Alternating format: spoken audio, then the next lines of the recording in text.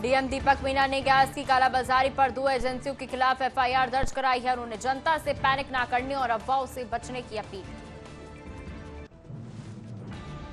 कच्छ में LPG cylinder की भारी किल्लत के बीच लोग गैस एजेंसियों के बाहर खाली सिलेंडर लेकर कतारों में खड़े हैं। आपूर्ति बाधित होने से उपभोक्ताओं को परेशानी।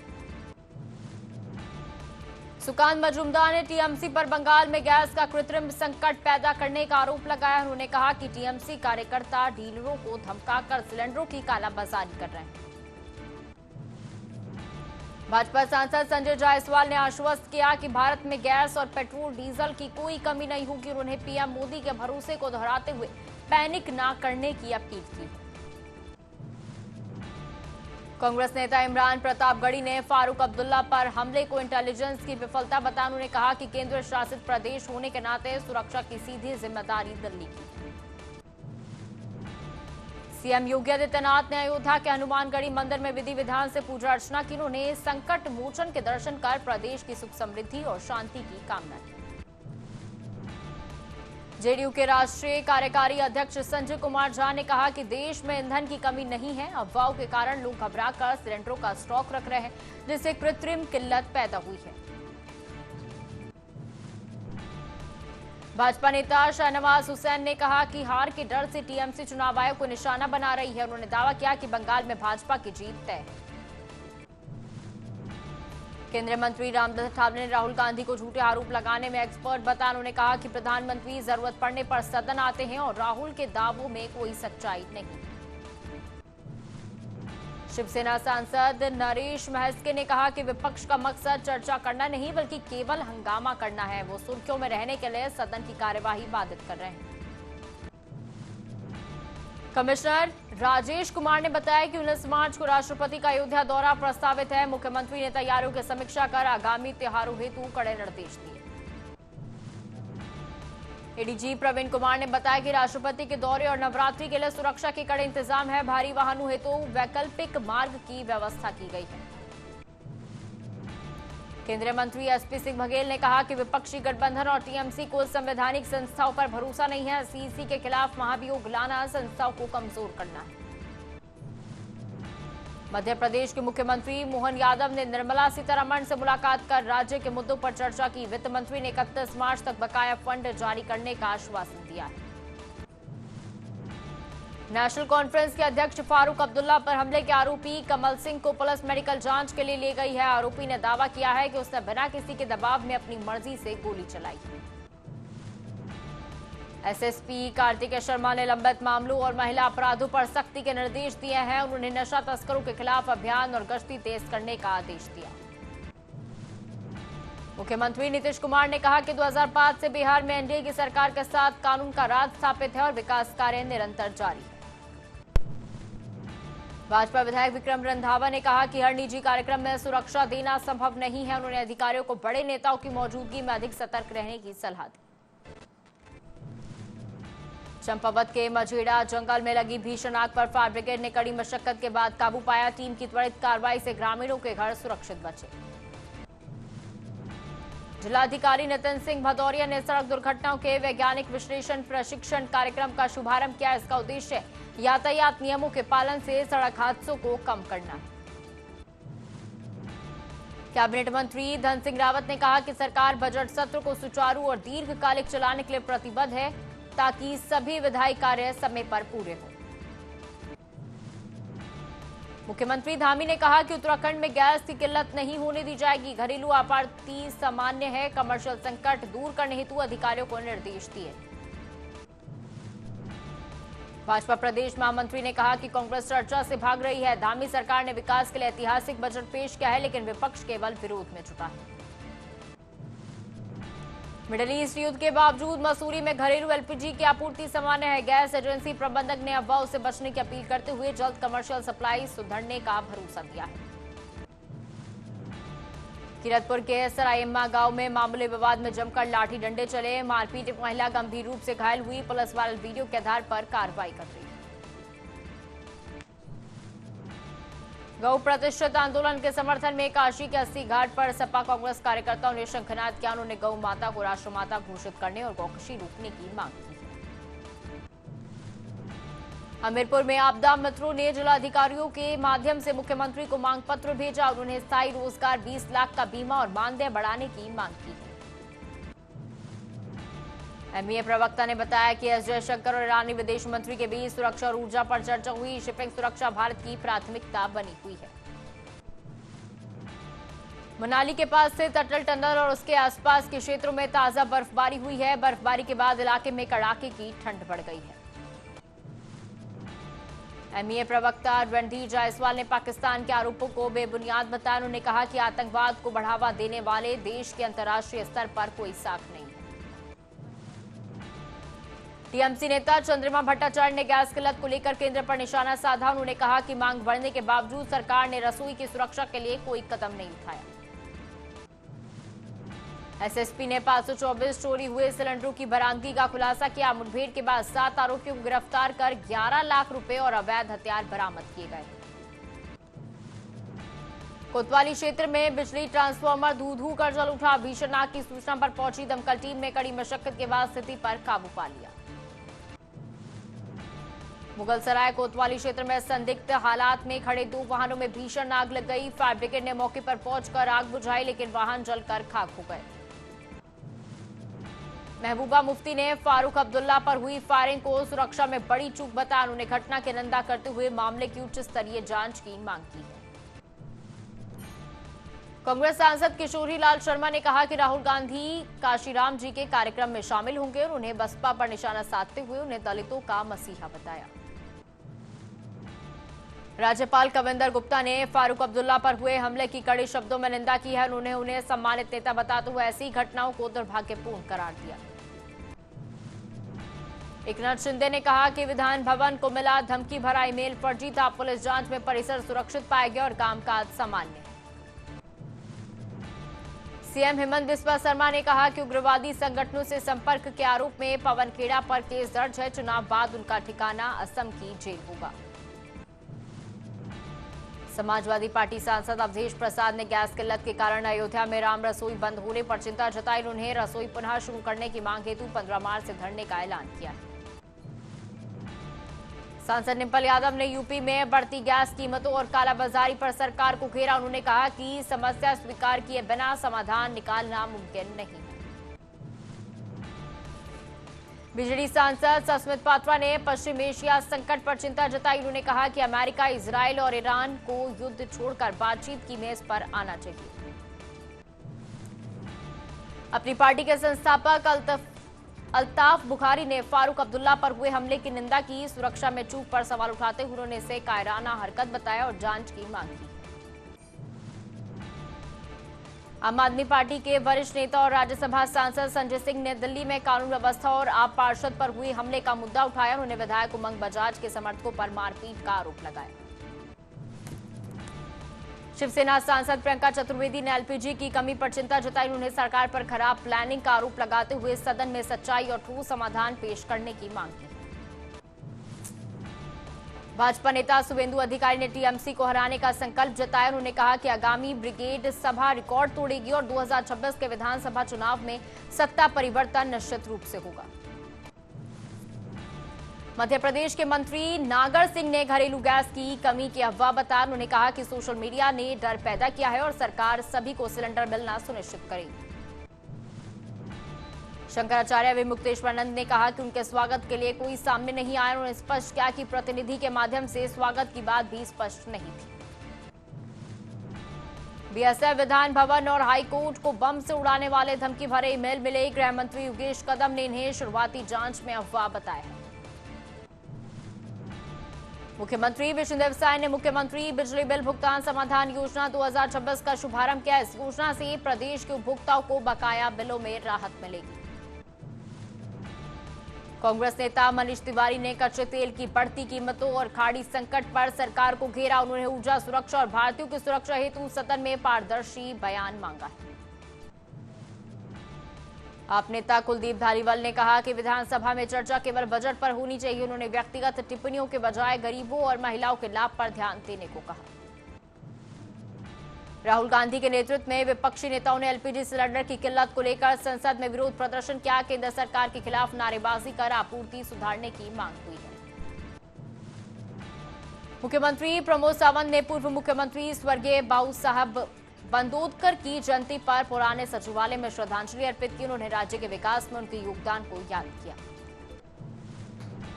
कृषि मंत्री शिवराज सिंह ने बताया कि चावल उत्पादन में भारत चीन को पछाड़कर शीर्ष पर है। खाद्यान्न उत्पादन 252 से बढ़कर 357 मिलियन टन पहुंच गया है।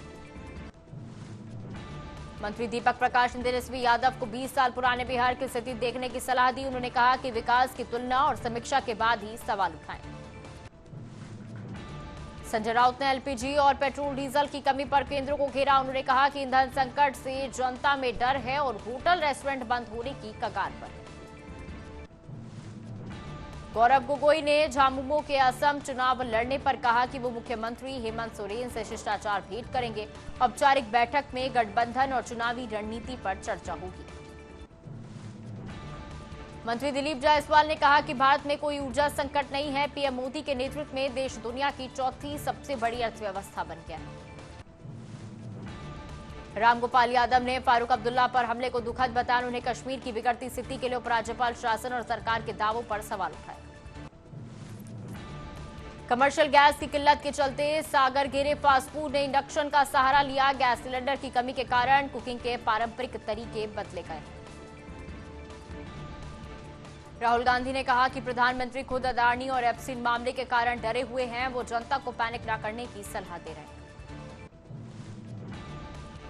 मंत्री दिलीप जायसवाल ने तेजस्वी यादव के एक्सपोज पर पलटवार किया। उन्होंने कहा कि बिहार की जनता ने एनडीए को भारी बहुमत देकर स्थिति साफ कर दी। रोहित पवार ने प्रफुल्ल पटेल और रोहित सिंह की शादी का जिक्र कर सवाल उठाया। उन्होंने कहा कि बीते बातें छिपाने से संदेह और शंकाएं बढ़ रही। प्रियंका चतुर्वेदी ने ज्ञानेश कुमार और चुनाव प्रक्रिया पर सवाल उठाया। उन्होंने आरोप लगाया कि विपक्ष के मजबूत गढ़ों में जानबूझकर मतदाता सूची में काटछांट हो रही है।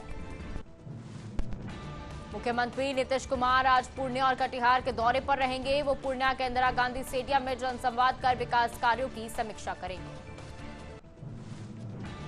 सुरेंद्र राजपूत ने कहा कि राहुल गांधी काशीराम जयंती पर लखनऊ आएंगे। वो दलितों, पिछड़ों और आदिवासियों को जोड़ने और संविधान बचाने के मिशन पर चर्चा करेंगे। राजीव रंजन ने कहा कि बिहार का बजट 14 गुना बढ़ा है। पिछले 20 वर्षों में 16 बार राज्य ने डबल डिजिट में विकास दर दर्ज की है। सुरेंद्र राजपूत ने फारूक अब्दुल्ला पर हमले के बाद सुरक्षा बढ़ाने की मांग की। उन्होंने केंद्र से राजनीति से ऊपर उठकर उन्हें उचित सुरक्षा देने को कहा। विधायक परगट सिंह ने गैस की कमी स्वीकारते हुए सावधानी बरतने की सलाह दी। उन्होंने कहा कि घरेलू सिलेंडर की बुकिंग 25 दिन होने से किल्लत साफ है। डिप्टी सीएम सुरेंद्र चौधरी ने बताया कि फारूक अब्दुल्ला पर हमले के दौरान उन्हें भी छर्रे लगे हैं। उन्होंने सुरक्षाकर्मी की बहादुरी की प्रशंसा करते हुए जांच की मांग। शशि थरूर ने फारूक अब्दुल्ला पर हमले को चौंकाने वाला बताया। उन्होंने अलर्ट सुरक्षा गार्ड की तारीफ की, जिसकी वजह से गोली चलने के बावजूद बड़ा हादसा टल गया। टीवी के कार्यकर्ताओं ने जाति आधारित जनगणना के लिए चेन्नई में प्रदर्शन किया। उन्होंने डीएमके सरकार पर कानून व्यवस्था बिगड़ने और विजय के कार्यक्रमों में बाधा डालने का आरोप लगाया। जगनमोहन रेड्डी ने ताड़ेपल्ली में पार्टी का झंडा फहराकर स्थापना दिवस मनाया। इस दौरान वाईएसआरसीपी के सैकड़ों नेता और कार्यकर्ता पार्टी कार्यालय में आयोजित कार्यक्रम में शामिल हुए। बुलंदशहर की शिखा का यूपीएससी में 113वीं रैंक का दावा गलत निकला है। असल में ये रैंक रोहतक की शिखा ने हासिल की है। पिता ने अस्पताल में सूचना मिलने की बात कही। कीर्ति आजाद ने सीईसी ज्ञानेश कुमार पर भाजपा के पक्ष में काम करने का आरोप लगाया। उन्होंने टीएमसी प्रतिनिधि मंडल के साथ अपमानजनक व्यवहार और महाभियोग की बात कही। अल्ताफ ठाकुर ने फारूक अब्दुल्ला पर हमले को दुर्भाग्यपूर्ण बताया। उन्होंने इसे पुलिस की विफलता करार देते हुए आरोपी के खिलाफ कड़ी कार्रवाई की मांग की। मल्लिकार्जुन खड़गे ने फारूक अब्दुल्ला पर हमले के लिए सुरक्षा चूक को जिम्मेदार ठहराया। उन्होंने जम्मू कश्मीर में राज्य का दर्जा न होने से बिगड़े माहौल पर चिंता जताई। अरुण गोविल ने कहा कि विपक्ष का काम सिर्फ बाधा डालना रह गया है। वो कुछ भी रचनात्मक या सकारात्मक नहीं करना चाहते, जो अब उनकी समस्या बन गई है। फारूक अब्दुल्ला ने हमले पर कहा कि उन्होंने पटाखे जैसी आवाज सुनी। उन्होंने शादी समारोह में पुलिस इंतजाम न होने और हमलावर के मकसद पर सवाल खड़े किए। हरभजन सिंह ने कहा कि आईपीएल की वापसी हमेशा रोमांचक होती है। वो चाहते हैं कि इस बार कोई नई टीम चैंपियन बने, हालांकि पुरानी टीमें भी काफी मजबूत हैं। सुरेंद्र चौधरी ने कहा कि अगर फारूक अब्दुल्ला जैसे सुरक्षित नेता पर हमला हो सकता है तो आम आदमी की सुरक्षा का क्या होगा। उन्होंने हालात पर चिंतन की मांग की। ओम बिरला ने स्पष्ट किया कि आसन के पास माइक बंद करने का कोई बटन नहीं होता। माइक केवल उसी सदस्य का चालू होता है जिसे बोलने की अनुमति मिलती है। चेन्नई में टीवी के नेताओं ने जाति जनगणना लागू करने और चुनाव प्रचार के कड़े नियमों को वापस लेने की मांग को लेकर प्रदर्शन किया। उन्होंने सरकार पर पक्षपात का आरोप लगाया। जगदम्बिका पाल ने बताया कि स्पीकर ओम बिरला ने सदन की निष्पक्षता का आश्वासन दिया। वो नए सांसदों को अपनी बात रखने के लिए प्रोत्साहित कर रहे हैं। लाइब्रेरियाई टैंकर शेनलॉग सऊदी अरब से कच्चा तेल लेकर मुंबई पोर्ट पहुंचा। भारतीय कैप्टन के नेतृत्व में यह जहाज सुरक्षित भारतीय सीमा में दाखिल हुआ है। कंगना रनौत ने कहा कि वैश्विक महंगाई के बीच देश सुरक्षित है और उन्हें लोगों से कोविड की तरह पीएम मोदी के नेतृत्व पर विश्वास रखने की अपील की। उप मुख्यमंत्री विजय सिन्हा ने कहा कि पीएम मोदी ने 21वीं सदी के भारत की मजबूत नींव रखी है। उन्होंने राहुल गांधी को भारतीय मानसिकता से सोचने की सलाह दी।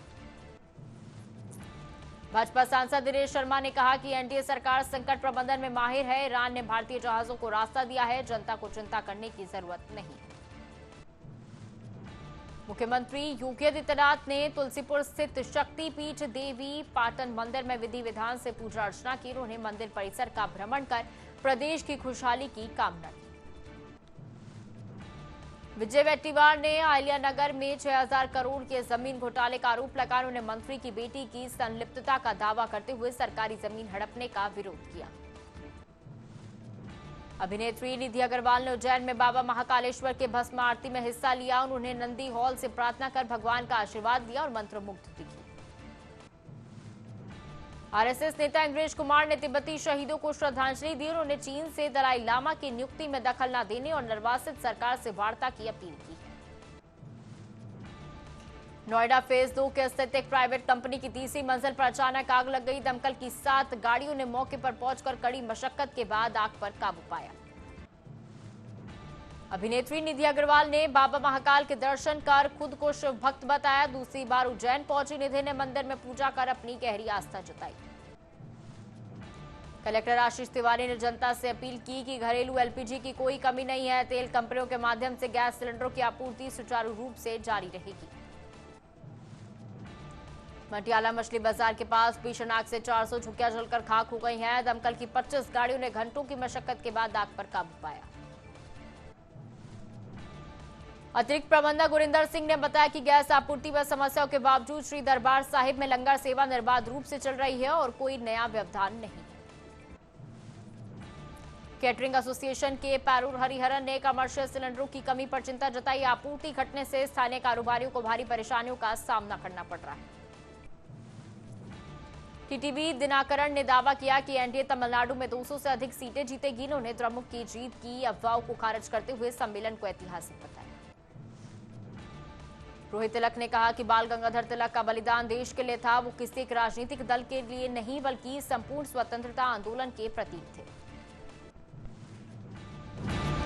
राहुल गांधी के नेतृत्व में विपक्षी नेताओं ने एलपीजी सिलेंडर की किल्लत को लेकर संसद में विरोध प्रदर्शन किया। केंद्र सरकार के खिलाफ नारेबाजी कर आपूर्ति सुधारने की मांग की। मुख्यमंत्री प्रमोद सावंत ने पूर्व मुख्यमंत्री स्वर्गीय बाबू साहब बंदादपुर को जयंती पर पुराने सचिवालय में श्रद्धांजलि अर्पित की। उन्होंने राज्य के विकास में उनके योगदान को याद किया। कृषि मंत्री शिवराज सिंह चौहान ने बताया कि चावल उत्पादन में भारत चीन को पछाड़कर शीर्ष पर है। खाद्यान्न उत्पादन 2052 से बढ़कर 357 मिलियन टन पहुंच गया है। मंत्री दीपक प्रकाश ने तेजस्वी यादव को 20 साल पुराने बिहार की स्थिति देखने की सलाह दी। उन्होंने कहा कि विकास की तुलना और समीक्षा के बाद ही सवाल उठाए जाए। संजय राउत ने एलपीजी और पेट्रोल डीजल की कमी पर केंद्र को घेरा। उन्होंने कहा कि ईंधन संकट से जनता में डर है और होटल रेस्टोरेंट बंद होने की कगार पर है। गौरव गोगोई ने झामुमो के असम चुनाव लड़ने पर कहा कि वो मुख्यमंत्री हेमंत सोरेन से शिष्टाचार भेंट करेंगे। औपचारिक बैठक में गठबंधन और चुनावी रणनीति पर चर्चा होगी। मंत्री दिलीप जायसवाल ने कहा कि भारत में कोई ऊर्जा संकट नहीं है। पीएम मोदी के नेतृत्व में देश दुनिया की चौथी सबसे बड़ी अर्थव्यवस्था बन गया है। रामगोपाल यादव ने फारूक अब्दुल्ला पर हमले को दुखद बताया। उन्होंने कश्मीर की बिगड़ती स्थिति के लिए उपराज्यपाल शासन और सरकार के दावों पर सवाल उठाए। कमर्शियल गैस की किल्लत के चलते सागर गेरे फास्ट फूड ने इंडक्शन का सहारा लिया। गैस सिलेंडर की कमी के कारण कुकिंग के पारंपरिक तरीके बदले गए। राहुल गांधी ने कहा कि प्रधानमंत्री खुद अदानी और एप्सिन मामले के कारण डरे हुए हैं। वो जनता को पैनिक न करने की सलाह दे रहे हैं।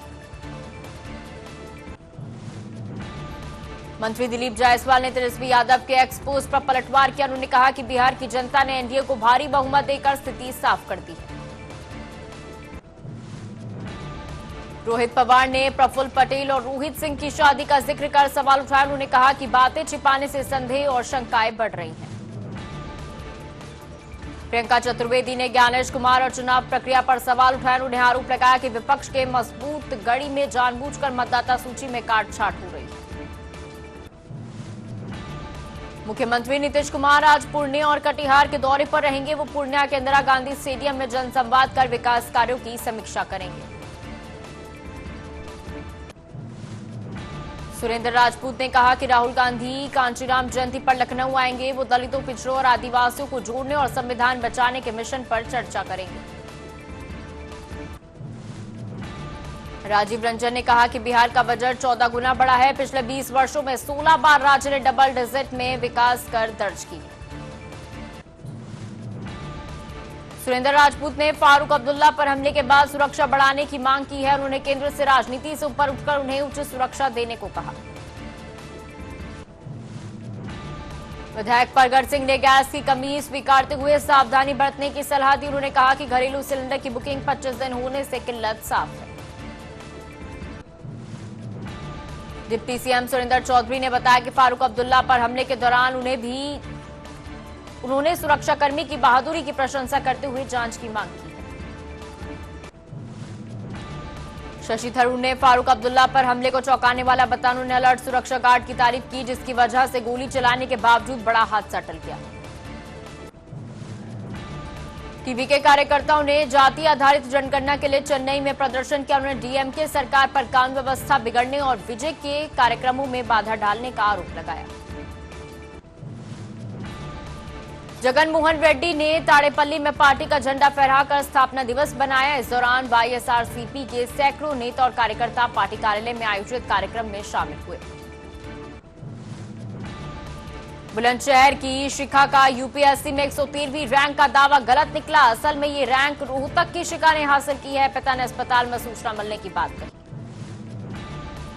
कीर्ति आजाद ने सीईसी ज्ञानेश कुमार पर भाजपा के पक्ष में काम करने का आरोप लगाया। उन्होंने टीएमसी प्रतिनिधिमंडल के साथ अपमानजनक व्यवहार और महाभियोग की बात कही।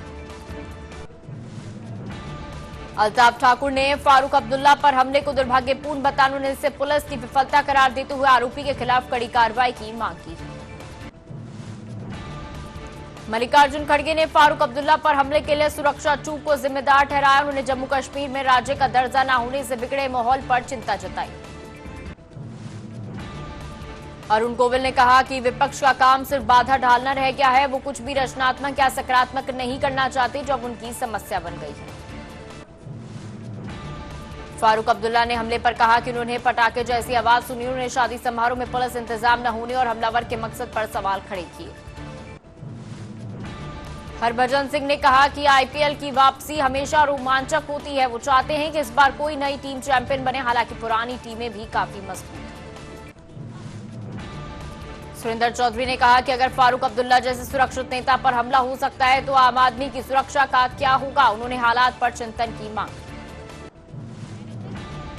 ओम बिरला ने स्पष्ट किया कि आसन के पास माइक बंद करने का कोई बटन नहीं होता। माइक केवल उसी सदस्य का चालू होता है जिसे बोलने की अनुमति मिलती है। चेन्नई में टीवी के नेताओं ने जाति जनगणना लागू करने और चुनाव प्रचार के कड़े नियमों को वापस लेने की मांग की, लेकिन प्रदर्शन किया गया है। उन्होंने सरकार पर पक्षपात का आरोप लगाया। जगदंबिका पाल ने बताया कि स्पीकर ओम बिरला ने सदन की निष्पक्षता का आश्वासन दिया। वो नए सांसदों को अपनी बात रखने के लिए प्रोत्साहित कर रहे हैं। लाइबेरियाई टैंकर शनलॉक सऊदी अरब से कच्चा तेल लेकर मुंबई पोर्ट पहुंचा। भारतीय कैप्टन के नेतृत्व में यह जहाज सुरक्षित भारतीय सीमा में दाखिल हुआ।